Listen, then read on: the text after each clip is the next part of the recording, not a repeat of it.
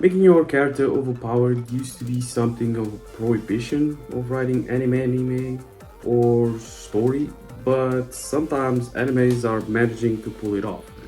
One Punch Man, Mob Psycho are the most recent ones that come to mind, but solo leveling also became one of them. Jinwoo definitely is overpowered and should ruin the anime itself, but somehow they managed to get away with it. Today, let's see how solo leveling does it.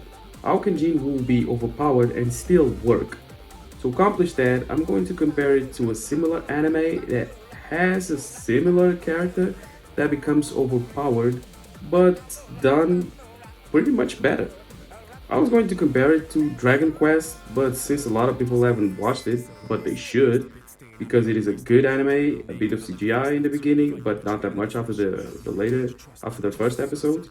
But I'm going to compare it to a pretty popular anime that also follows a similar plot pattern and gets a lot of criticism. That anime, surprisingly enough, is My Hero Academia. So, before starting the video, consider dropping a like and a comment and subscribe just to help the channel. Let's make this conversation bigger. By the way, this is an anime only review. I haven't read the webtoon or manhwa, not planning on doing so anyway. And I don't think it will change my mind. Spoiler warning for animes, for this anime obviously, and other animes like Dragon Quest, Full Metal Alchemist, Berserk, Black Clover, and obviously, oh yeah, Food Wars as well, and obviously My Hero Academia. The basis of the plot of Solo Leveling and My Hero Academia are pretty much the same. A weak character that is given power by another entity in a world where everyone had more power than them. How? By doing something selfless. But they are completely different situations afterwards. Deku being selfless was something he did not regret and was part of his personality. All Might gave him power because he recognized that his willingness to put himself in danger to save other people was the essence that uh, made a hero, essentially. Thus, Deku had the qualities to inherit the One for All. Jinwoo also did something selfless, but ended up dying for it. It isn't clear why he got his powers. Was it really just because he cleared the challenge of Double Dungeon, or because he made a noble sacrifice? I would love to think it's the second option, but even he regrets his decisions and claims that selfish people are the ones who always benefit the most. Was there anything special about Jinwoo that made him beat that challenge? Looking back at episode 2, he was the calmest of everyone there. But is that a character trait of his, or did the plot just said so? Why did he figure it out better than everyone else? Is he smarter? Is he an archaeologist or an historian? According to him, he's more aware of danger and opportunities uh, than anyone else because he's always scared for his life. In other words, his survival instinct is like stronger than anyone else. Almost like Guts from Berserk, the struggler always running away from death but always dancing with it.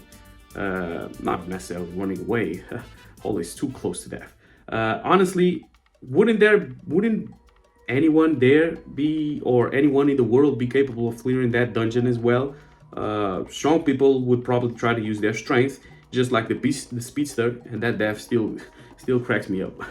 And others would try to use their personal beliefs, like the prayer. Jinwoo used what he does best, which is analyzing the situation and taking risks.